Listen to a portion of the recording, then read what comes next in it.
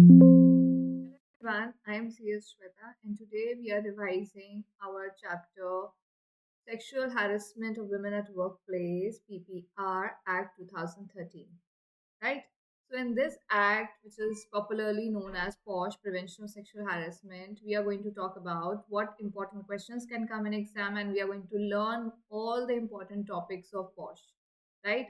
So, as you know, we don't leave any topic from module. You can cross check. All the topics are covered in our revision. And so, in during the revision and even after the revision, whenever you are studying, you will find yourself that your chapter is done, you are sorted.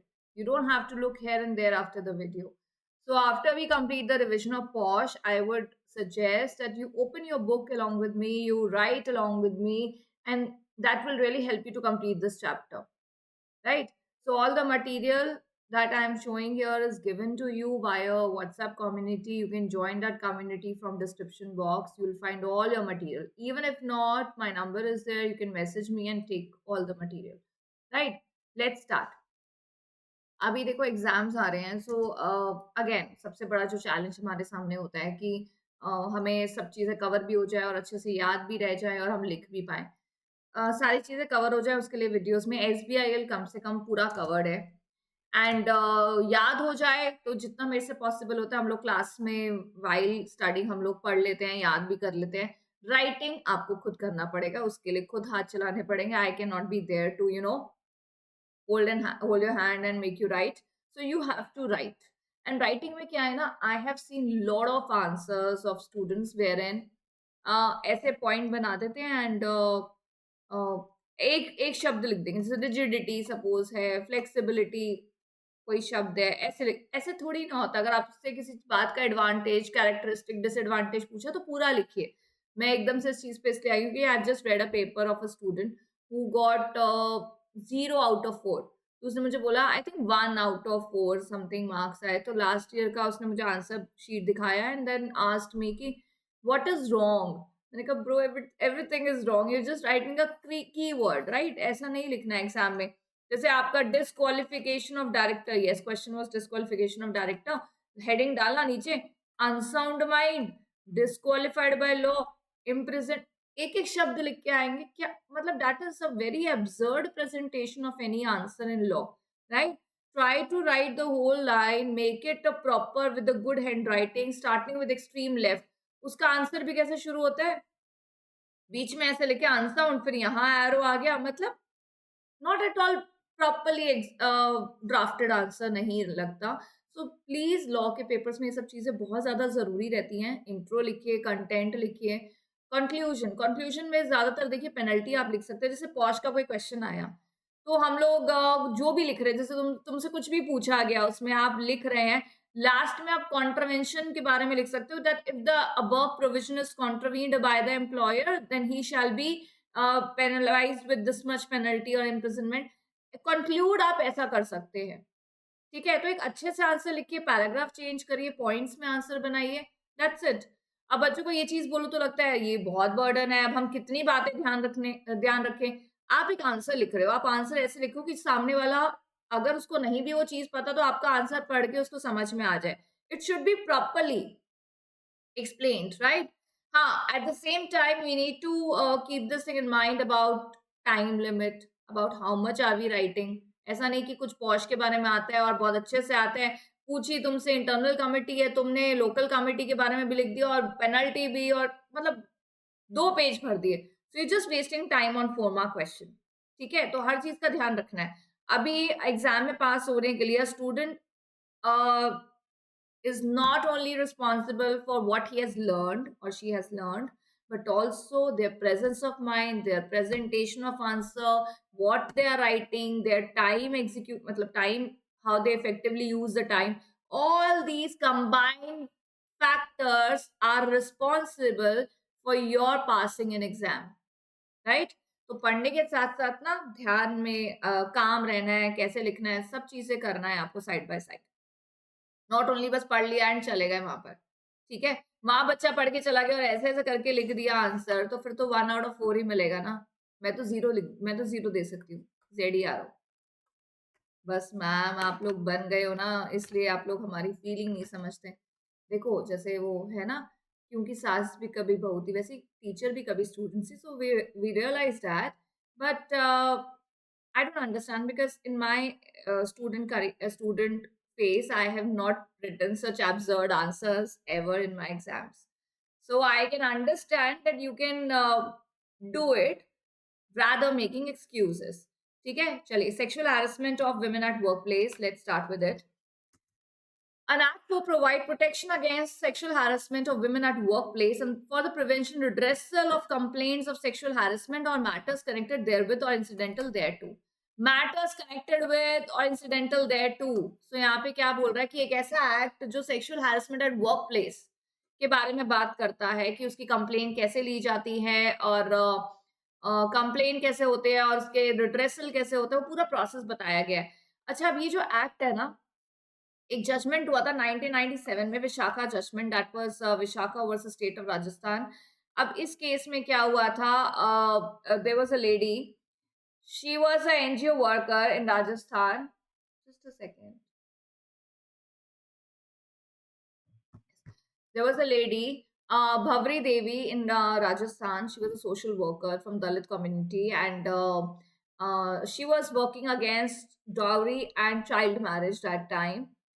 1997, 92 की बात है, judgment was 97, and why she was working, तो उस समय पे राजस्थान के उस जगह पर काफी अपर कास्ट के लोग चाइल्ड मैरिज कर रहे थे, जिसके लिए भवरी देवी ने काफी, she raised her voice, she stopped that act and she did everything that is possible कि वो चीज ना हो पाए, चाइल्ड मैरिज ना हो पाए। With the upper caste getting agitated about that a Dalit lady who's an NGO worker, Bhavri Devi, she stopped them for she stopped the child marriage, which it was her duty. She was on work. She was an NGO worker, right? तो ये सब चीजें बर्दाश्त नहीं हुई, and then she was gang raped in 92, and somehow after that there was a NGO Vishakha named Vishakha who filed a case versus state of Rajasthan, wherein there was a question that was put up, that is there any law for a woman who is at work, sexual harassment, which is related to sexual harassment. At that time there was no particular law, but after years, I would say even after like 15 years, we got a law, prevention of sexual harassment of women at workplace act 2013, right?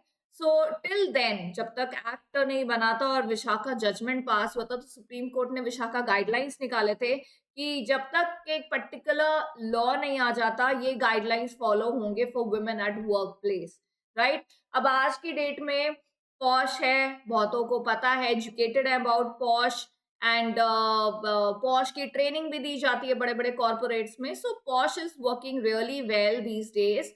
Now men are in, danger POSH की वजह से। तो POSH is a very remarkable act, legislation in our history of law. So sexual harassment includes any unwelcome sexually determined behavior, whether directly or indirectly. For women who feels that there is unusual act that has happened to them during a work at a workplace, she can file a case under POSH. अब इस पूरे chapter में जो चीजें important है वो क्या है, कौन सी कमिटी है, कैसे कंप्लेन लेते हैं, क्या पेनल्टी लगती है, एम्प्लॉयर की क्या ड्यूटी है, गवर्नमेंट ने क्या करा है फॉर पॉश, ये सारी बातें हम यहाँ करने वाले हैं। ठीक है, तो sexual harassment includes unwelcome sexually determined behaviour directly और indirectly, physical contact or advances, demand for sexual favors, sexually colored remarks, anything that is depicting your harassment, showing pornography or any other unwelcome physical, verbal or non-verbal conduct of sexual nature. So इसकी definition बहुत broad है. Anything that is related, that a woman feel at workplace that this is something uh, that is something related to harassment, sexual harassment, she can file a complaint, right? अब complaint procedure क्या है, government ने law ने किन किन committees के बारे में बात करी है, will talk about that. Applicability कर लेते, the act is applicable to organise unorganise sectors both, चाहे सेल्फ एम्प्लॉयड है और having less than 10 workers in India, applies to government body, public private sector, non government sector, any commercial, vocational, educational, entertainment, industrial, financial, hospital, nursing, everywhere wherever possible. The applicability has covered almost all the organization where women are working, and if at workplace they're sexually harassed, they can come under POSH, right? अभी complaints committee के बारे में करेंगे, तो आपको जब भी posh का नाम आए ना, जब भी पॉश मतलब कोई तुम्हें चलते फिरते पूछ ले कि तुमने पॉश पढ़ा है, तो तुम्हें ना दो कमेटीज हमेशा याद रखनी चाहिए, ICC, LCC, ICC, LCC, internal complaint committee and local complaint committee, internal complaint committee and local complaint committee. आपको ये दोनों ध्यान इसलिए रखना है क्योंकि एग्जाम में वेरी मोस्ट लाइकली आपसे एक क्वेश्चन पूछा जा सकता है इंटरनल कंप्लेंट कमेटी के बारे में और लोकल कंप्लेंट कमेटी के बारे में। इनके क्या कॉम्पोजिशन होते हैं, कितने लोग होते हैं, कितना टेन्योर होता है, कैसे कंप्लेन लेते हैं, आगे कंप्लेन कैसे जाती है। So the whole process is very important. ठीक है, अगर कंप्लेंट्स कमेटी पूछ लिया तो ओपन एंडेड क्वेश्चन आ गया। ठीक है, या तो ऐसा क्वेश्चन तुम्हें पूछ सकते हैं, let's do ICC LCC first, then I tell you what kind of question can come. The Act provides for two kinds of complaint committee, ICC, LCC. Constitution of Internal Complaint Committee, ICC. अच्छा, internal से मतलब है internal, हाँ internal से मतलब है internal organisation का internal management, right? According to section 4, तो सेक्शन 4 ध्यान रखिए, पॉश का सेक्शन 4 और 5 इन कमिटीज के बारे में बात करता है। अब मैं सेक्शन 4 ही क्यों याद करने के लिए बोल रही हूँ, क्योंकि आईसीसी का जहां पे भी नाम आया, तुमसे कॉम्पोजिशन पूछ ले, तुमसे टेन्योर पूछ ले, तुमसे इस कमेटी में कौन कौन है, कॉन्स्टिट्यूशन पूछ ले और मेंबर, कुछ भी पूछ ले आईसीसी के बारे में, सेक्शन 4 याद रखो। एटलीस्ट मेंशन तो कर सकते हो ना इंट्रोडक्शन में कि सेक्शन 4 इस requires for ICC, requires an employer, ये एक रिक्वायरमेंट है एम्प्लॉयर की, to set up an internal complaint committee at each office or branch of organization employing 10 or more employees to hear and redress grievances pertaining to sexual harassment। जहां पे भी 10 से 10 से ज्यादा लोग हैं आपके ऑर्गेनाइजेशन में काम करते हैं, तो आप एक कमेटी बना लीजिए। कमेटी कोई ऐसी नहीं है जो एक कमरे में बैठी अलग 4 लोग हैं, नहीं, वो उन्हीं एम्प्लॉइज में से कमेटी होती है।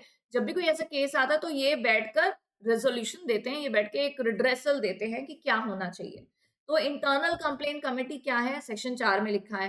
क्या है ये कमेटी है। किसने बनाई है ये? एम्प्लॉयर ने बनाई है। क्यों बनाई है? क्योंकि एक्ट में लिखा है।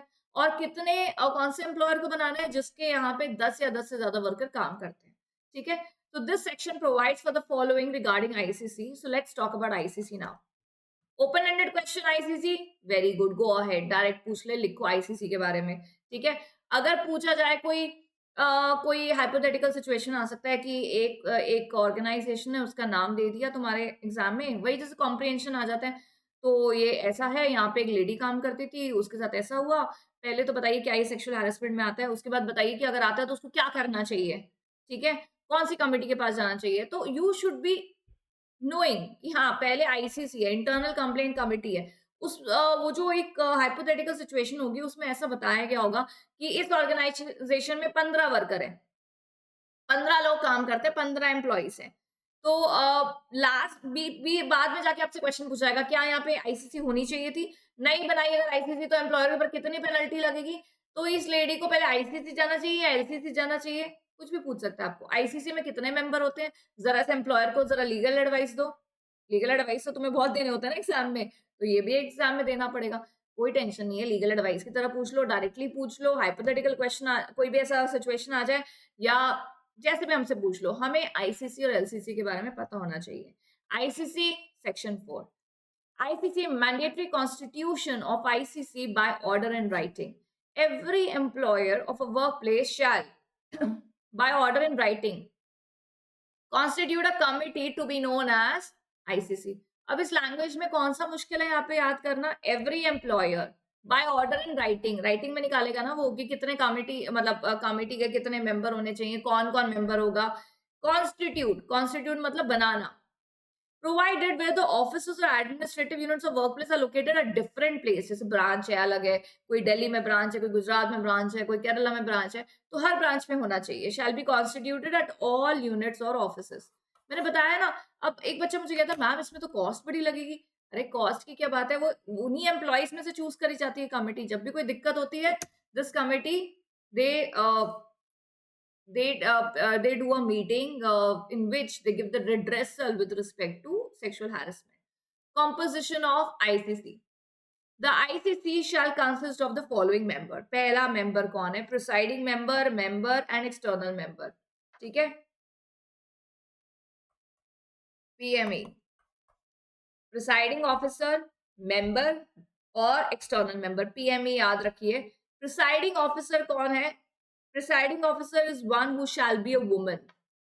Employed, employee है वो employee है. She's someone who's employed in the organization already at a senior level, at workplace from amongst the employees.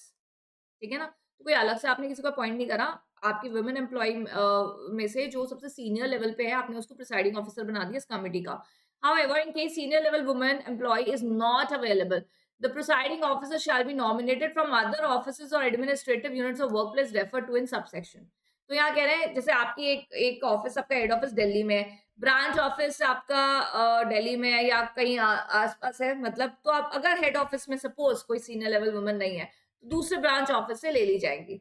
But presiding officer shall be a woman at a senior level, right. Member कितने होंगे? Not less than 2। इसका मतलब 2 member चाहिए हमें। Presiding officer कितना चाहिए हमें? 1। Member कितने चाहिए? Not less than 2। मतलब मोर देन 2 हो सकते हैं? हाँ, हो सकते हैं, बट 2 तो होने चाहिए। नॉट लेस देन 2 मतलब 2 मेंबर तो होने चाहिए। फ्रॉम द एम्प्लॉइज, प्रेफरेबली जिन्होंने कभी ना कभी कोई सोशल वर्क करा है, लीगल नॉलेज रखी है या वुमेन के लिए आवाज उठाई है कभी, उन वर्कर को, जो एक होता है ना बड़े फिलेंट्रॉपिक वर्कर है, हाँ ये तो काम करते हैं एनजीओ वाला, या कभी अपनी लाइफ में करा है या इन चीजों में बहुत पार्टिसिपेट करते हैं, या जिसको थोड़ी बहुत लीगल नॉलेज है, इनको प्रेफरेंस देनी है। अब बच्चे बोलते हैं किसी ऑर्गेनाइजेशन में अगर कोई ऐसा है ही नहीं जिसने कभी एनजीओ में काम करा हो या एनजीओ वाला काम रखता हो या फिलेंट्रॉपिक माइंड का हो या लीगल एडवाइस देता हो, नहीं है तो कोई टेंशन नहीं है। But preference is given to preferably, देखो यहाँ लिखा भी है ना, preferably committed. External member, one member एक ऐसा होना चाहिए जो एक्सटर्नल मेंबर है। तब आता है जब कोई केस आता है ऑर्गेनाइजेशन के अंदर सेक्सुअल हैरेसमेंट का, ये मेंबर वो मेंबर होता है जिसको अपनी कमिटी का मेंबर बना देते हैं व्हेन इट कम ये that member is from non governmental organisation. इसको कमिटी का मेंबर बना दिया, पर committee will convene meeting when there is something like this will happen in organisation. Otherwise सब अपना अपना काम कर रहे हैं। तो कमिटी में कितने लोग हैं? मतलब 3 लोग नहीं है। कमिटी में कह रहे हैं कि 3 प्रकार से लोगों को डिवाइड करा गया है। एक है प्रिसाइडिंग ऑफिसर जो वुमेन ही होनी चाहिए सीनियर लेवल पे। दूसरा मेंबर 2 से कम नहीं होने चाहिए, 2 से ज्यादा ही होने चाहिए। बट इनका प्रेफरेबली इनका नॉलेज और एनजीओ वाले फिलैंथ्रोपिक काम और चैरिटेबल इज नॉट एग्जैक्टली जो चैरिटी करता हो। It's philanthropic mind means somebody who is into these kind of work, women rights, किसी के right के लिए बोलना, social work करना, right? And one member from non-governmental organization, the external member who is going to be paid fees when he will come in the meeting when something of this will happen, right? यहाँ पे कह रहे हैं जितने भी total member है, presiding officer वो जो आपका मेंबर है और एक्सटर्नल मेंबर, ये कह रहे हैं 1/2 of the total members who nominated shall be a woman. जैसे प्रिसाइडिंग ऑफिसर एक वुमेन हो गई, मेंबर ना ये दोनों मेल है, सपोज दोनों मेल है, और एक्सटर्नल मेंबर भी सपोजिंगली मेल है, तो नहीं चलेगा। आपको एक्सटर्नल मेंबर वुमेन चूज करना पड़ेगा या फिर यहाँ पे इस कैटेगरी में वुमेन को लाना पड़ेगा। यहाँ पे कह रहे हैं एटलीस्ट आधे लोग वुमेन होनी चाहिए इस कमेटी में। इंटरनल कंप्लेन कमेटी, आईसीसी, ठीक है। तो आईसीसी का हमें कॉम्पोजिशन समझ में आया। टेन्योर कितना होता है? नॉट एक्सीडिंग 3 इयर्स, उसके बाद चेंज करा जाता है। फीस फॉर एक्सटर्नल मेंबर्स क्या होती है? इनको फीस और अलाउंसेस तब दिए जाते हैं जब कोई कमेटी की मीटिंग के लिए ये आते हैं एक्सटर्नल मेंबर, तब इनको फीस दी जाती है, जो भी नॉन गवर्नमेंटल ऑर्गेनाइजेशन के हिसाब से या कुछ भी ऐसा होता है। अब बच्चे कहते हैं मैम ये नॉन गवर्नमेंट एक्सटर्नल मेंबर तो एनजीओ से आया तो इसको तो फ्री में आना चाहिए। भाई ठीक है, फ्री में आना चाहिए, वो अपने जो भी सोशल वर्क करे वो उसकी लाइफ है, लेकिन हमारी कमेटी का अगर वो डिट्रेसल करने आ रहा है, so we shall pay him और her fees as may be allowed. अभी क्या है अलाउंसेस, अब वो कहीं दूर से आ रहा है, वो तुम्हारे लिए स्पेशली आ रहा है, तो तुम उसका अलाउंसेस पे करोगे ना। तो फीस अलाउंसेस जो भी पे होते हैं गवर्नमेंट नॉर्म्स के हिसाब से पे करे जाते हैं।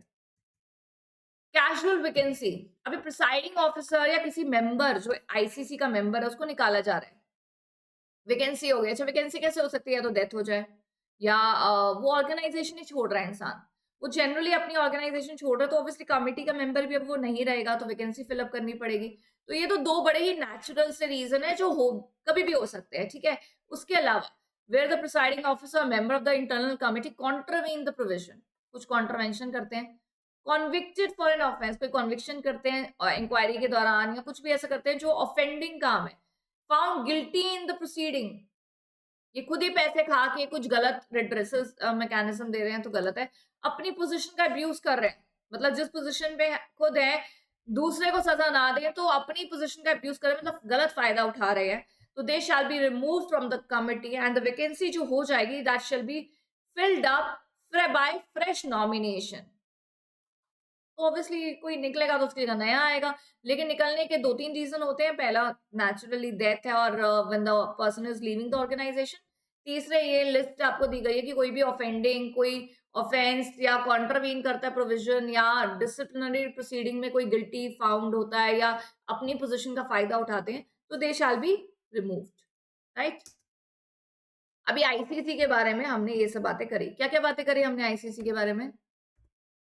हमने मैम सबसे पहले बात करा सेक्शन 4, फिर हमने बात करा एम्प्लॉयर, फिर हमने बात करा इन एम्प्लॉयर का कॉम्पोजिशन, कौन-कौन कितने ये एम्प्लॉयर कॉन्स्टिट्यूट करते हैं आईसीसी, फिर इसमें कितने मेंबर्स हैं, इनका कॉम्पोजिशन, कॉन्स्टिट्यूशन, फिर इनका टेन्योर, फिर इनकी फीस, राइट? फिर इनकी वैकेंसी, ये सब हमने, ये कीवर्ड आपको दिए, ये सब हमने बात करी आईसीसी के बारे में। अब आईसीसी में कुछ भी आ जाए, you know what to right.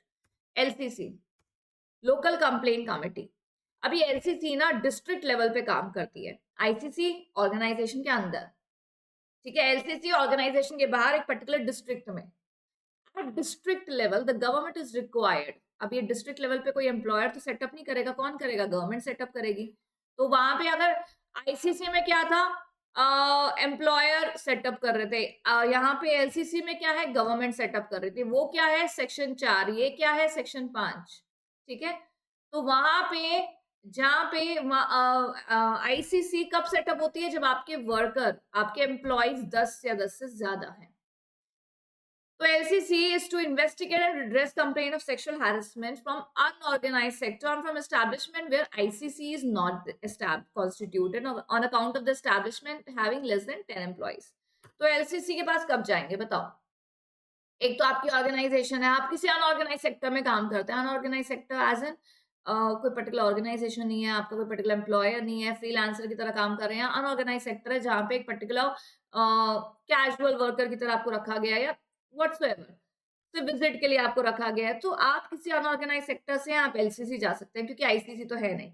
या आप एक ऐसी ऑर्गेनाइजेशन में काम करते हैं जहाँ पे 10 से कम लोग हैं, 10 से कम लोग हैं, तो वहां पे आईसीसी नहीं होगी, तो आपके पास क्या ऑप्शन बचा? LCC, right? सो एलसीसी जाने के दो रीजंस हैं। पहला, या तो आप अनऑर्गेनाइज सेक्टर में, या तो वहां पे जहां आप काम कर रहे हैं आईसीसी है ही नहीं। अगर आईसीसी है तो आप पहले आईसीसी जाइए, फिर एलसीसी आप अप्रोच करेंगे। एलसीसी किसने बनाया है? Government, government constituted setup LCC. LCC has special relevance in case of sexual harassment of domestic worker or where the complaint is against the employer himself or a third party who is not an employee. ठीक है। अभी ये भी हो सकता है कोई domestic worker है, हाँ, जो घर पे काम करते हैं, उनके साथ भी हो सकता है कुछ गलत, तो वो भी फाइल कर सकते हैं एलसीसी में। और एम्प्लॉयर के खुद के अगेंस्ट भी हो सकता है, या वहां पे कोई ऐसा पर्सन है जो एम्प्लॉय की डेफिनेशन में नहीं आता, लेकिन अगर उसने कुछ ऐसा करा है, it has a very broad applicability. Notification of district officer. According to Section 5, the appropriate government may notify district magistrate or additional district magistrate or collector or deputy collector as a district officer for every district to exercise power or discharge function under this act. What does that mean? अभी ये बोला जा रहा है कि LCC local level पे काम करती है, डिस्ट्रिक्ट लेवल पे काम करती है। कौन सेटअप कर रहा है इसको डिस्ट्रिक्ट लेवल पे? गवर्नमेंट सेटअप कर रहा है। किसके पास पावर है? आप डीएम बोल दीजिए, डिस्ट्रिक्ट मजिस्ट्रेट, आप एडिशनल डीएम बोल दीजिए, आप कलेक्टर, जहाँ पे डीएम नहीं बोलते वहाँ कलेक्टर या डेप्यूटी कलेक्टर बोला जाता है उस राज्य में। तो वहाँ पे आप इन सबका ड्यूटी होता है when it comes to LCC, local complaint committee. Constitution of Local Complaint Committee, every district officer shall constitute. अभी तो आपने कहा था गवर्नमेंट, तो गवर्नमेंट में किसको दिया गया ये फंक्शन निभाने के लिए सेक्शन 5 में? District officer, your collector, deputy collector, additional district officer is constitute in the district concerned a committee known as local committee to receive complaint of sexual harassment from establishment जहाँ पे या तो ICC नहीं है, यहाँ पे या आईसीसी नहीं है, due to less number of worker. The district officer shall designate one nodal officer in every block. अभी अभी एक डिस्ट्रिक्ट में कुछ ऐसा सेक्सुअल हैरेसमेंट से रिलेटेड कुछ हुआ, ठीक है? तो वहां पे अब सीधा आप डीएम के पास चले जाएंगे? नहीं जा सकते। आपका जो एक प्रोसेस है वो नोडल ऑफिसर से गुजरता है, जहाँ पे एक ऑफिसर हर ब्लॉक या तालुका में उसको इंचार्ज बनाया जाता है when it comes to sexual harassment. मैं कहती सोशल हैरेसमेंट, वैसे सोशल भी आजकल हैरेसमेंट ही हो गया। सेक्सुअल हैरेसमेंट पे अगर कुछ भी होता है आपको, तो आप पहले उस नोडल ऑफिसर के पास जाएंगे, वो कंप्लेंट दर्ज करेगा, देन आगे जाएगा। उस तालुका, ब्लॉक, तहसील, रूरल या ट्राइबल एरिया, वार्ड और municipality in the urban area में बोलते हैं। तो अगर रूरल एरिया तो वहाँ पे नोडल ऑफिसर को अपॉइंट किया जाएगा, अर्बन एरिया तो वहाँ पे म्युनिसिपैलिटी पे आप जाके कंप्लेन कर सकते हैं। They have a right to receive complain and forward it to local committee within how many days? 7 days. तो देयर इज अ लेडी, अगर उनके साथ शी इज एग्री पर्सन, इनके साथ सेक्सुअल हैरेसमेंट हुआ है, ये एक डिस्ट्रिक्ट लेवल पे कंप्लेन कर रही हैं। आईसीसी पे क्यों नहीं कर रही कंप्लेन? क्योंकि ये एक अनऑर्गेनाइज सेक्टर से, या तो अगर आईसीसी है, जिस ऑर्गेनाइजेशन में काम कर रही है आईसीसी है, तो फर्स्ट शील अप्रोच टू आईसीसी। उसके बाद क्या होगा? That complain will go two nodal office.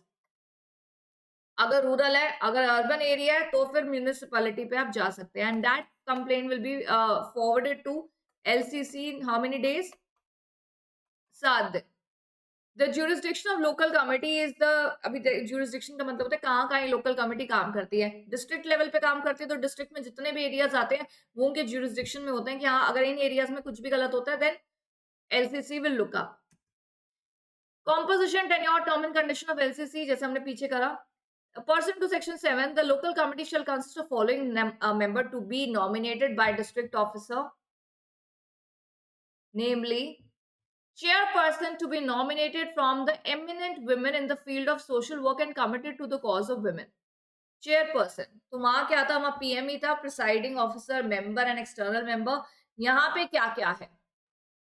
Chairperson, इस कमेटी में कौन है? एलसीसी में चेयरपर्सन। इनको नॉमिनेट कहाँ से करा जाएगा? ऐसी लेडी इसकी कमेटी के मेंबर बनेंगी जो, एक होता है ना, बहुत आवाज उठाती है for cause of women. That person will become the chairperson of LCC.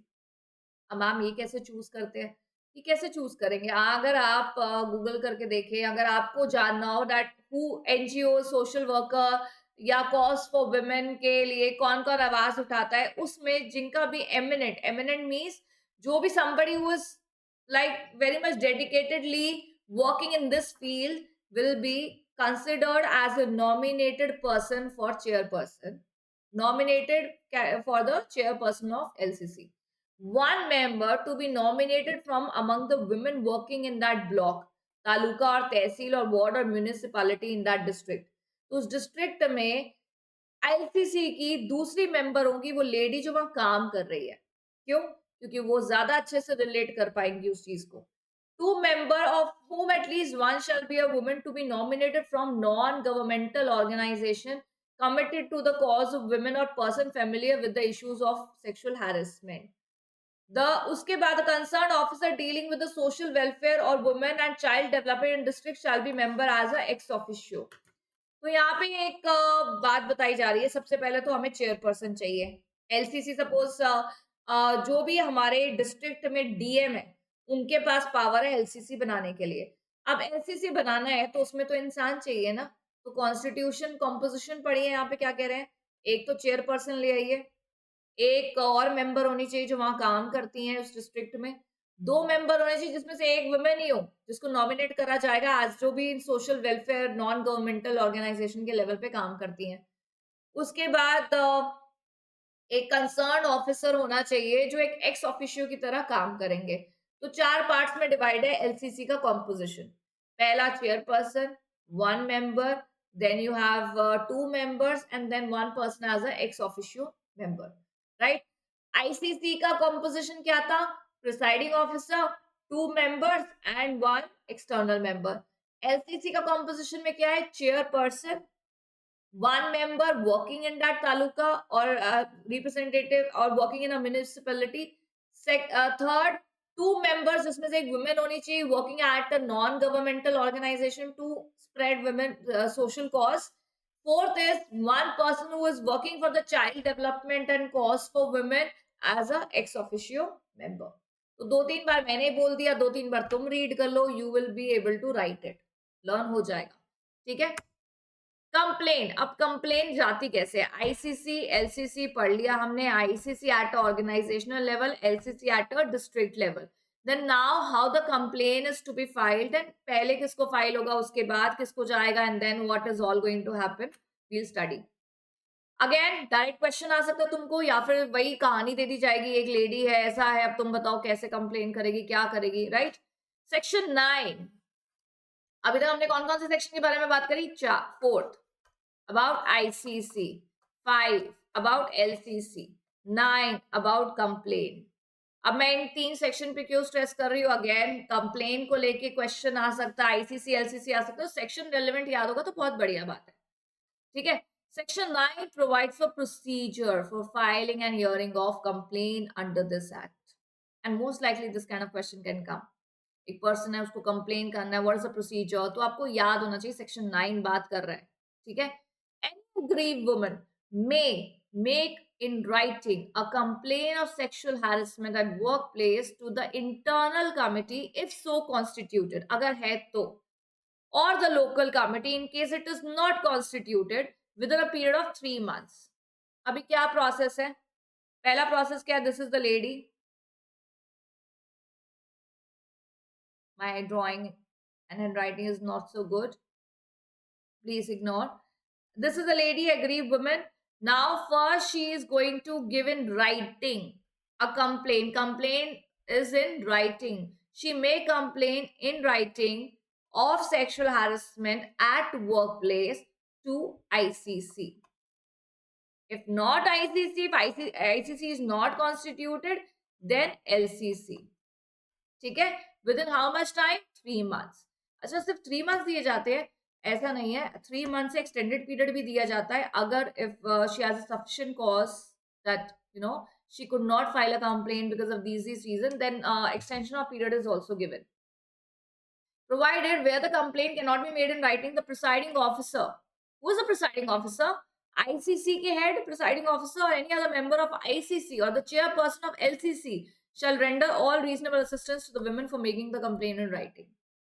ICC अगर है तो उसके प्रिसाइडिंग ऑफिसर मेंबर हेल्प करते हैं। एलसीसी अगर आईसीसी है ही नहीं, सीधा ही एलसीसी है, तो उसका जो उसके जो चेयरपर्सन है, ठीक है, वो shall be a women, she will help the aggrieved women to file a complaint in writing। Where the aggrieved woman is unable to make a complaint on account of her physical or mental incapacity or death or otherwise, her legal representative or such other person may be prescribed can file a complaint। So complaint के बारे में 2 बातें सीखी हमने, writing में होनी चाहिए, ICC को होनी चाहिए, अगर आईसीसी नहीं है तो एलसीसी को करो। कितने समय में करोगे? 3 महीने में करोगे, एक्सटेंडेड पीरियड मिलता है आपको। और आईसीसी लेवल पे प्रिसाइडिंग ऑफिसर हेल्प करते हैं, एलसीसी लेवल पे चेयरपर्सन हेल्प करता है to file a complain, right, help the aggrieved women. उसके बाद कंप्लेन को लेके हमने तीसरी बात सुनी कि कंप्लेन अगर वुमेन नहीं कर पा रही है ड्यू टू फिजिकल इनकैपेसिटी और मेंटल इनकैपेसिटी, और if she is no more, she is dead, then her legal representative has a right to complain। Conciliation, अभी कंप्लेन गई, कंप्लेन कहां गई? पहले आईसीसी, नहीं है आईसीसी तो कहां गई? सीधा एलसीसी। कंप्लेन जाती है, ये कमिटी करती क्या है?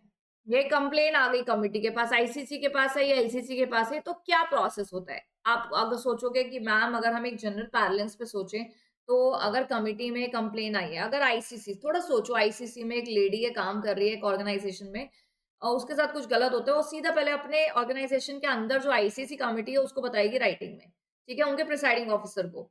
उसके बाद आईसीसी क्या करेंगे, कमिटी मीटिंग बिठाएगी, वुमेन को बुलाएगी, उस पर्सन को बुलाएगी, ऐसा ही कुछ लग रहा है ना, ऐसा ही कुछ होगा, ठीक है। अभी एलसीसी बात नहीं गई है, पहले यहाँ देखो, द इंटरनल कमिटी और एज द केस में बी द लोकल कमिटी, कह रहे हैं इंटरनल कमिटी भी कर सकती है, लोकल कमिटी भी कर सकती है, में बिफोर इंक्वायरी, मतलब इंक्वायरी करते सेक्शन 11 में, सेक्शन 9 बता रहा है प्रोसीजर, 10 बता रहा है कंसिलेशन, 11 बता रहा है इंक्वायरी, इंक्वायरी से पहले ये आता है section 10 conciliation. At the request of the aggrieved woman, take step to settle the matter between her and respondent through conciliation. अच्छा, अभी क्या है? We have lot of laws, right? Wait.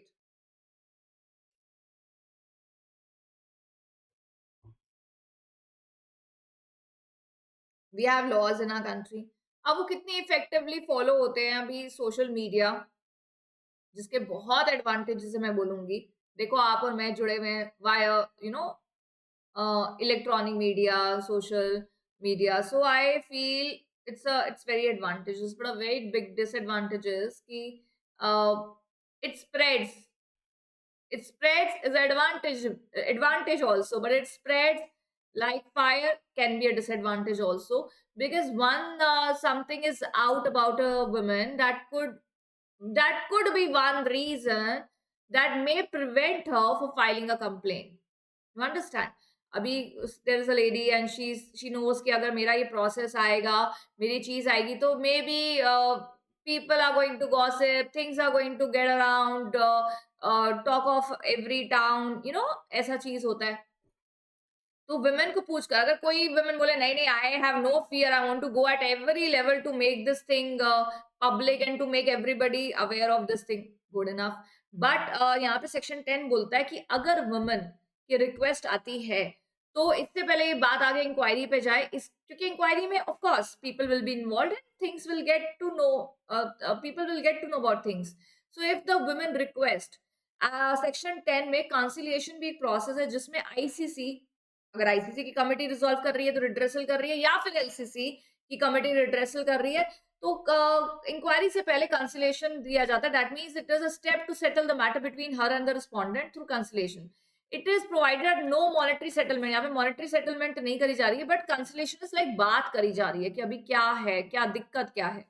Where the settlement has been so arrived, the internal committee or the local committee shall record the settlement. कह रहे हैं अगर settlement हो गई है तो जो भी कमेटी, चाहे आईसीसी एलसीसी, वो उसको लिखेगा, ठीक है। आईसीसी एलसीसी प्रोवाइड करेगा दोनों को सेटलमेंट कॉपीज।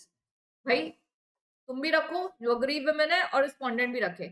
अभी अभी देखो, अभी कंसिलेशन हुआ है, कंसिलेशन में क्या है, सिर्फ बातचीत हुई है, हो सकता है कोई मिसअंडरस्टैंडिंग हो, वो इंसान कुछ और कह रहा है और तुमने कुछ और समझ लिया, कुछ भी बात हो सकती है, तो कंसिलेशन लेवल पे ना चीजें सॉर्ट हो जाती हैं।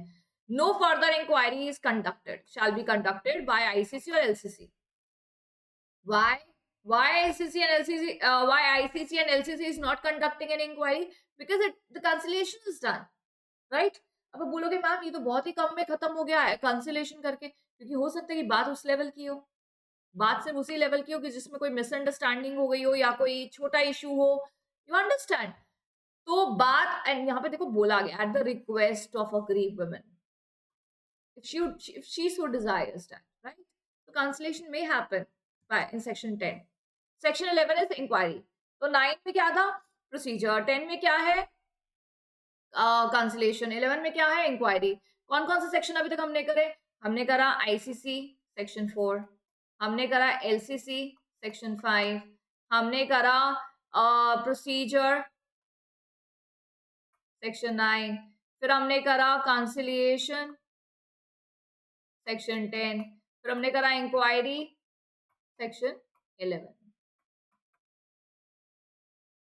आपको पता है मैं एक एग्जाम में क्या चीज करती थी, मुझे ना जैसे एक मुझे अभी याद नहीं है कौन सा क्वेश्चन, बट सपोज तुम्हें क्वेश्चन आया inquiry into complaint, inquiry inquiry POSH के अंडर इंक्वायरी का बताओ क्या क्या प्रोसीजर है। तुम्हें सेक्शन याद नहीं आ रहा, तुम्हें इतना कुछ बच्चे ना बड़े दिल पे ले लेते हैं बात, एकदम डिप्रेशन में चले जाते हैं, हमने सेक्शन मैम ने याद कराया था, हमने क्लास भी करी थी, हमें सेक्शन याद क्यों नहीं आ रहा, मतलब they are not getting a good feeling about it and they are like demotivated कि हमें तो सेक्शन याद था, यहाँ लिखने को नहीं आ रहा, और क्वेश्चन भी देखो कितना अच्छा आ गया, इंक्वायरी के बारे में आ गया, हमने अच्छे से पढ़कर आए, हमें सेक्शन याद नहीं आ रहा। चलो नहीं याद आया तुम्हें, इंक्वायरी का सेक्शन नहीं याद आया कि कौन सा सेक्शन था, एक बात बताओ, the inquiry is to be conducted under Prevention of Sexual Harassment Act का नाम लिखा, for conducting inquiry into complaint, यहाँ पे लिखा सब्जेक्ट टू प्रोविजन, आईसीसी के बारे में लिख रहे हो, सपोज तुम्हें आईसीसी और एलसीसी का सेक्शन याद है 4 और 5, वही लिख डालो। ICC constituted under section 4, the inquiry shall be conducted by ICC constituted under section 4 or LCC constituted under section 5। बढ़ गया, जो सेक्शन याद आ रहा है अगर वो टॉपिक से रिलेटेड है, कहीं ना कहीं pursuant to this section ICC constituted under section 4, सही बात ही लिख रहे हो ना। पर जहां जहां तुमने इंट्रो में या शुरू की लाइनों में कहीं सेक्शन लिखा आ गया, एक बढ़िया प्रेजेंटेशन लिखी आ रही है, तो क्यों नहीं मिलेंगे मार्क्स, जरूर मिलेंगे। Be confident about it, right. Section 11 of the Act states the procedure for conducting inquiry into the complaint. Subject to provisions of Section 10, जो cancellation के बारे में बात कर रहा था, the internal committee और LCC as the case may be, तुम भी याद रखना ICC और LCC as the case may be, shall, ये ऐसा ऐसा पैटर्न याद रखना। कुछ बच्चे पता है बड़ी नॉर्मल लैंग्वेज लिखते थे, ICC is conducting a meeting, then ICC will make a inquiry। ये ऐसा ऐसा इतना बेकार इंग्लिश लिखने की जरूरत नहीं है, थोड़ा सा जार्गन टर्म यूज करो। Subject to the provision, the ICC और एलसीसी एज द केस में बी, इसका क्या मतलब एज द केस में, मतलब जहां पे भी आपका केस गया हुआ है, जहां पे भी आपका कमिटी मीटिंग हो रहा है, चाहे आईसीसी हो रहा है, क्योंकि अगर आपके ऑर्गेनाइजेशन में आईसीसी है तो आपको पहले आईसीसी जाना चाहिए, अगर आईसीसी नहीं है then the case will be complaint will be going to LCC directly.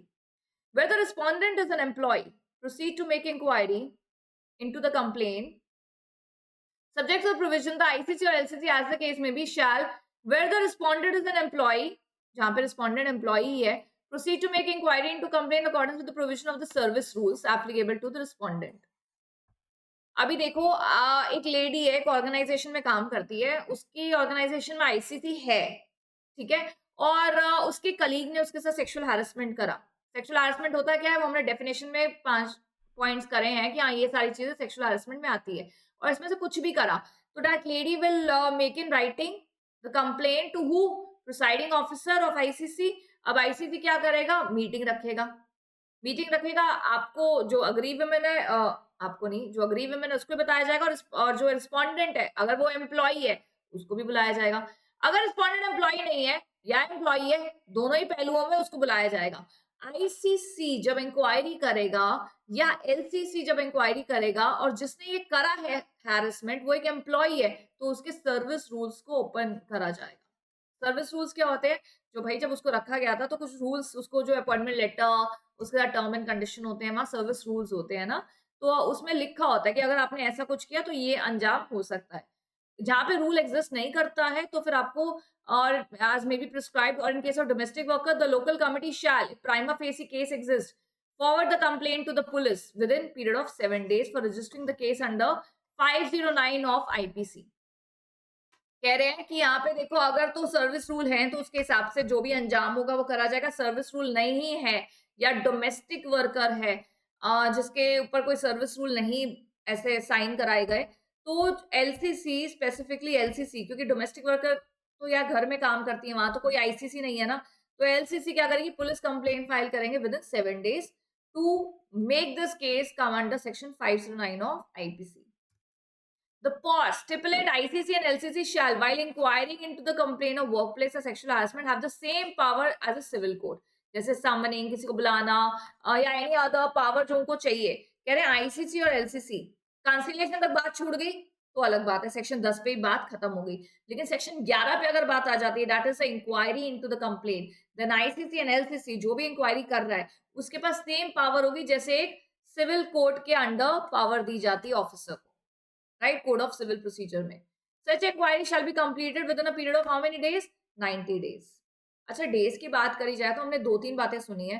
पहले तो लेडी जिसके साथ गलत हुआ है वो ना 3 महीने का टाइम होता है उसको। अब 3 महीना कैलकुलेट कैसे होता है? पहला इंसिडेंट हुआ उसके साथ सेक्सुअल हैरेसमेंट का, और इसी इंसिडेंट पे इसने तय कर लिया कि मैं केस फाइल करूंगी, तो इस डेट से लेके 3 महीने का समय इसके पास है।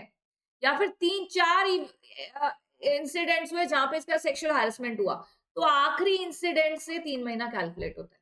ठीक है। फिर हमने पढ़ा कि 7 दिन में पुलिस कंप्लेन भी फाइल हो जाती है। जब वो कंप्लेन एलसीसी आती है तो 7 दिन में वो कंप्लेन पुलिस के पास फाइल हो जाती है। फिर हमने बात करी कि अगर कंसिलेशन तक बात चली जाती है तो खत्म हो जाती है, तो ठीक है। नहीं होती है, इंक्वायरी होती है, तो इंक्वायरी कितने दिन चलती है? 90 डेज।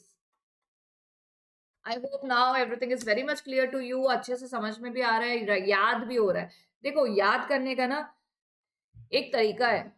अभी क्या है ना, आप लोग ने में से अगर किसी ने डांस सीखा है, कभी नहीं भी सीखा, तो डांस में क्या होता है ना, जब भी किसी बच्चे को डांस सिखाया जाता है, टीचर जब भी पहला स्टेप सिखाती है ना, वो प्रैक्टिस कराती है। दूसरा स्टेप सिखाती है, वो प्रैक्टिस कराती है। तीसरा स्टेप सिखाती है, वो प्रैक्टिस कराती है। जब तीसरे स्टेप पे टीचर आती है ना, बोलती है शुरू से करो, 1 2 3 स्टेप, दोबारा शुरू से, दोबारा गाना चला के दोबारा शुरू से करो। फिर चौथा स्टेप, पांचवा स्टेप अलग से सिखाती है, फिर बोलती है शुरू से करो, step 1 step 2 step 3 step 4 step 5। फिर 6 7 स्टेप सिखाती है, फिर बोलती है 6 7 तो प्रैक्टिस कराती कराती है, फिर कहती है शुरू से करो। That's how the dance is learn. What I am trying to tell you is कि आपको डांस नहीं करना है, आपको भी लर्निंग में एक चीज करनी है। वो क्या है? अभी देखो, मैंने क्या करा, तो मैं सेक्शन आगे आगे 11वां सेक्शन पे करा, लेकिन मैं तुम्हें 4 5 9 10 11 फिर से एक बार रिपीट करा दिए। The once you will take yourself back and revise it again during your revision, that will really help you to memorize. अभी तुम्हारी सिर्फ 2 ही चिंताएं हैं तुम्हें, एक तो याद हो जाए, दूसरा उस समय याद आ जाए। यही तो 2 हमें दिक्कतें होती हैं, एक तो याद हो जाए और याद आ जाए। समझ तो सारी बातें आती है, जब कोई टीचर को समझा रहा होता है, कोई या कोई कुछ बात बोल रहा होता है कि ऐसी-ऐसी चीज़ है, तो समझ तो सब आता है। इंग्लिश भी हमें समझ आती है, हिंदी भी समझ में आती है, कोई रॉकेट साइंस नहीं है। लेकिन हमें याद हो जाए और याद आ जाए, ये 2 सबसे बड़ी प्रॉब्लम्स होती हैं ड्यूरिंग एग्ज़ाम्स। सो याद हो जाए, उसको अच्छे से समझना ज़रूरी है, तभी याद होगा, उसका तो एक ही रास्ता है। और याद आ जाए, उसके लिए टाइम टू टाइम रिवाइज़ करना ज़रूरी है। And take it as a story. POSH अभी तुम सोचो, जब तुम अपनी मम्मी को समझा रहे हो कि आज हमने एक पॉश एक्ट पढ़ा है, टीचर ने हमें ये बातें हैं, वो बातें हैं। अब मैम, मम्मी के पास उतना टाइम है नहीं, चलो मम्मी को छोड़ो, तुम अपने आप से बात कर लो, कोई तुम्हें नहीं मिलता तो अपने आप से बात कर लो। टेल दिस टू योरसेल्फ कि today we have talked about POSH, हमने ये सेक्शन करे, मैम ने ये बताया, और जो वहाँ पे तुम अटक जाओ, वहाँ पे बुक ओपन करके देख लो, ये पीडीएफ ओपन करके देख लो। ठीक है ना? So there are ways. Section 12 provides for the relief that can be given by IC to the aggrieved women during pendency of inquiry.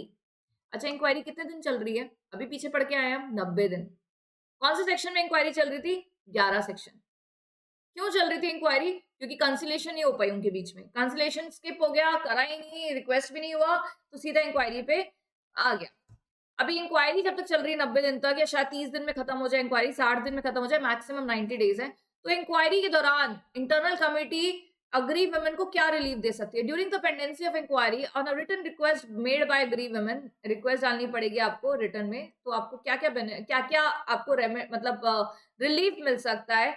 ICC या LCC as the case may be, may recommend to the employer, employer को बोला जाएगा aggrieved women का transfer करा दो दूसरे branch पे, या फिर रिस्पोंडेंट को निकालो। वैसे तो रिस्पोंडेंट को निकालना चाहिए, वो क्यों निकले? दूसरी बात, लीव ग्रांट कर दो एग्री वुमेन को मैक्सिमम 3 मंथ्स की। कुछ कोरिलेशन दिख रहा है? 3 महीने की छुट्टी और 3 महीने ही तकरीबन 90 दिन इंक्वायरी में लगने हैं, तो छुट्टी वे दे दो। अदर रिलीफ जो भी अग्री वुमेन के आपको लगता है कि ज़रूरी है, वो आप कर सकते हैं। The leave granted under this section shall be in addition to the leave she would otherwise be entitled, तो उसको ये पूरा लीव प्रॉपर्ली दिया जाएगा। On recommendation of ICC or LCC, as the case may be, the employer shall implement the recommendation and send the report of implementation of ICC to ICC or LCC.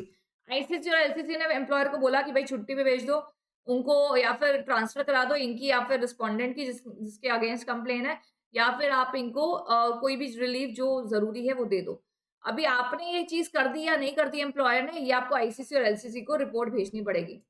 अभी आ गई inquiry report. Inquiry कितने दिन तक चली थी? 90 दिन के बीच, 90 दिन तक। और 90 दिन तक के बीच में रिलीफ क्या मिला एग्री वुमेन को, वो भी हमने सेक्शन 12 में पढ़ लिया। सेक्शन 13 बात कर रहे हैं रिपोर्ट के बारे में। Section 13 of the Act provides for action report to be submitted by IC और LC. IC और LC रिपोर्ट जमा किसको कर रहे हैं और क्यों कर रहे हैं? यही तो इंक्वायरी कर रहे थे ना सेक्शन 11 की, तो यही तो रिपोर्ट बनाएंगे सेक्शन 13 में. After conducting inquiry under Act, on the completion of inquiry under this Act, the ICC or the LCC, as the case may be, ये जरूर लिखा होता है, shall provide a report of its finding to the employer or as may be the district officer within a period of often days from the date of completion of inquiry. अभी inquiry आज खत्म हुई, maximum 90 दिन है, उसके तकरीबन हफ्ते के अंदर रिपोर्ट जमा कर दी जाती है एम्प्लॉयर को और डिस्ट्रिक्ट ऑफिसर को.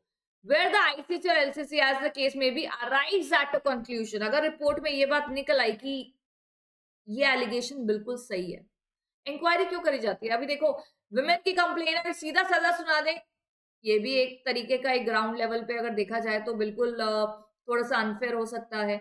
वो विमेन ने क्या पता किस इंटेंसिटी की कंप्लेन करी और तुमने आईसीसी एलसीसी ने किस इंटेंसिटी की पनिशमेंट दिलवा दी है, दो अलग बातें हैं. तो इंक्वायरी करी जा रही है सेक्शन 11 में, सेक्शन 12 में रिलीफ दिया जा रहा है, सेक्शन 13 में रिपोर्ट बन रही है. और रिपोर्ट में अगर साबित हो गया कि एलिगेशन राइट था तो फिर तो तुम गए.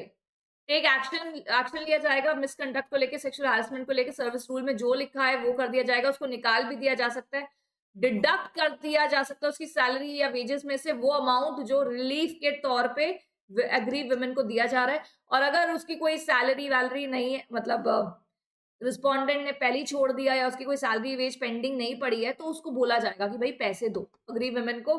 वैसे तो मेंटल टॉर्चर का या मेंटल हेल्थ का या मेंटल ट्रॉमा का कोई मॉनेटरी रिलीफ नहीं होता है, बट जहां पे जितना नेसेसरी है वो दिया जा सकता है. आईसीसी और एज द केस में भी may forward the order for recovery, उसको आईसीसी एलसीसी ऑर्डर पास कर सकता है कि इससे रिकवरी करी जाए इतने पैसों की. एम्प्लॉयर और district officer shall act upon the recommendation with in 60 days of the received by him. अभी एक बात बताओ, ये रिपोर्ट किसको हुई थी? सेक्शन 13 वाली रिपोर्ट एम्प्लॉयर को और डिस्ट्रिक्ट ऑफिसर को. इनको एक्शन कितने दिनों में लेना है?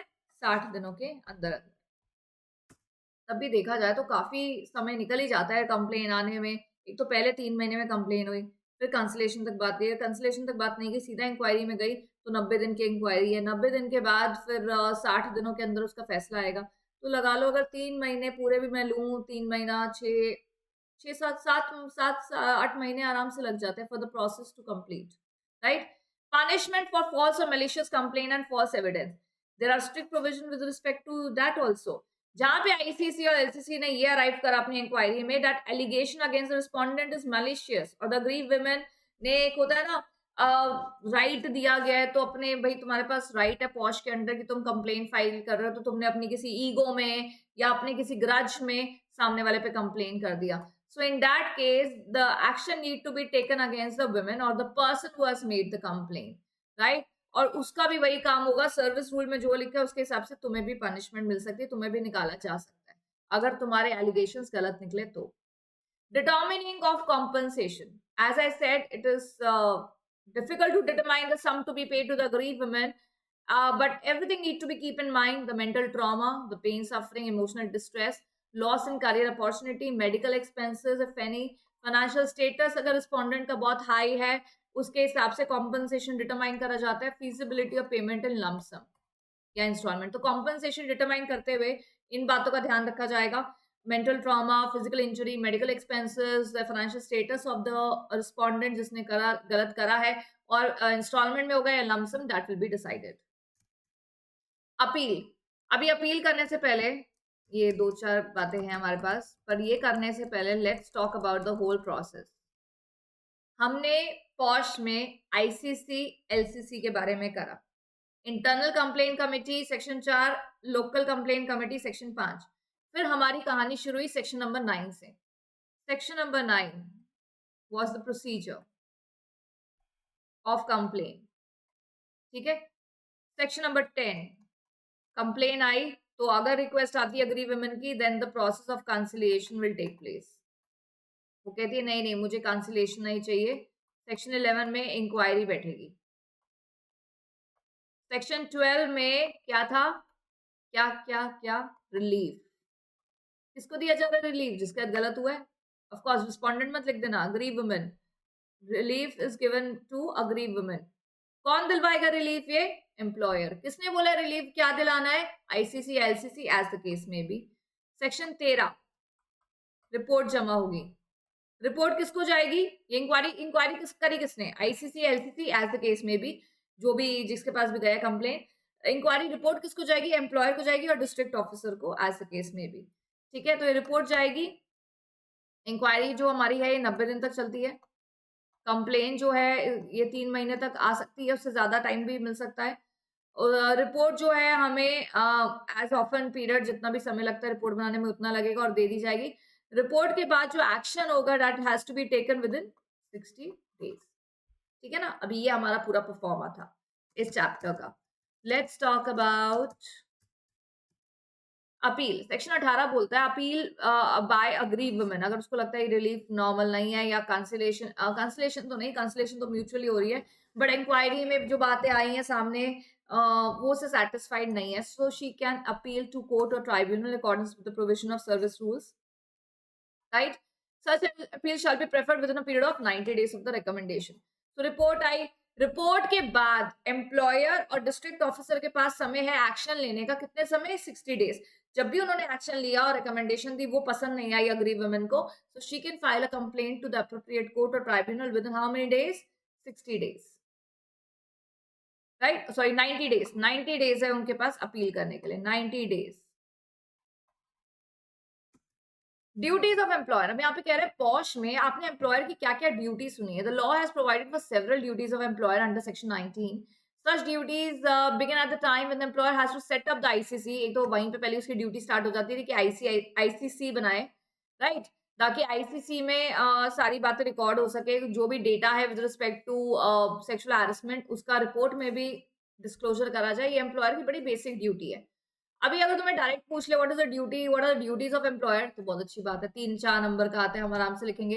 एक तो एम्प्लॉयर की ड्यूटी है कि सेफ वर्किंग एनवायरनमेंट क्रिएट करे, डिस्प्ले करे वर्क प्लेस में कि अगर सेक्सुअल हैरेसमेंट हुआ तो ये सारे कॉन्सिक्वेंसेज हैं। वर्कशॉप ऑर्गेनाइज करे। वर्कशॉप नॉन बहुत सारे एनजीओज को बुक करा जाता है कि आप आइए एक वर्कशॉप दीजिए हमारे एग्जिस्टिंग एम्प्लॉयज को, that what is considered as sexual harassment and what shall be avoided. बहुत बार ऐसा होता है कि employer may be male employer may be not with malafide intention but did something जो मैलिफाइड नहीं था, बट वो डेफिनेशन में आ जाता है सेक्सुअल हैरेसमेंट के, तो यू नेवर नो। तो वर्कशॉप होने चाहिए। फैसिलिटी होनी चाहिए आईसीसी की, आईसीसी बनाना। रिस्पोंडेंट की अटेंडेंस, मतलब जहां कंप्लेन आ गई उस पे you have to employer duty that you have to keep an eye on respondent, उसका अटेंडेंस, उसका विटनेस, ये सब चीजें ध्यान रखनी है एम्प्लॉयर को। मेक अवेलेबल सच इन्फॉर्मेशन, जो भी आईसीसी को चाहिए। Provide assistance to women if she chose to file a complaint. ठीक है, अगर ऐसे नहीं कि आप कंप्लेन मत करो, हमारे ऑर्गेनाइजेशन की रेपुटेशन खराब हो जाएगी, not like that. Under IPC 1860 के अंडर जो जो अग्री वुमेन को रिलीफ दिया जाता है, एक्शन लेना चाहिए रिलीफ वुमेन के बिहाफ पे, वो सारे एम्प्लॉयर की ड्यूटीज हैं। सेक्सुअल हैरेसमेंट को सर्विस रूल में जरूर क्लॉज डालिए as a misconduct. Timely submission of reports by internal committee. तो मॉनिटर रखिए रिपोर्ट्स को, उस पे एक्शन लीजिए। ये सारी ड्यूटीज है एम्प्लॉयर की, बहुत 10 ड्यूटीज दी है। अगर 4 नंबर का, 5 नंबर का, 6 नंबर का क्वेश्चन आता है then you can write 6 points. अभी अभी ये जो हाइलाइटेड है ना, इसको ही मत लिख कर आना। You should write the whole sentence. Okay, this is revision, we are doing only keywords, but I think revision की भी बात करी जाए उसमें भी हमने बहुत डिटेल रिविजन करते हैं हम, बहुत जल्दी जल्दी नहीं करा हमने। Appropriate government to take measure to publicise, तो गवर्नमेंट कैसे कर सकती है? Relevant information, education, communication, advertisement and workshops and ये सारे स्टेप्स गवर्नमेंट भी ले सकती है पॉश को और इम्प्लीमेंट अच्छे से कराने के लिए। Training programmes to the members of local committee, जिनको पता होना चाहिए कैसे कंप्लेन लेनी है, उसको आगे कैसे देना है, कितने समय में करना है और हाउ इफेक्टिवली उनको ये सब चीजें करनी है। तो government can also take measures so that POSH can be widely spread and effectively used. Penalty for non compliance, remember this, why? Because conclusion में लिखने को काम आ सकती है, एंड देन अलग से तो नहीं पूछेगा बट कंक्लूजन में लिखने को काम आ सकती है। Fine up to 50,000 where the employer fails to. Section 26, एक पिक्चर थी ना 26 वाली, क्या पिक्चर थी? क्या था? कुछ 26 था ना, सर्च करना पड़ेगा, एक मिनट रुको। Special 26, special 26, yes yes yes, special 26,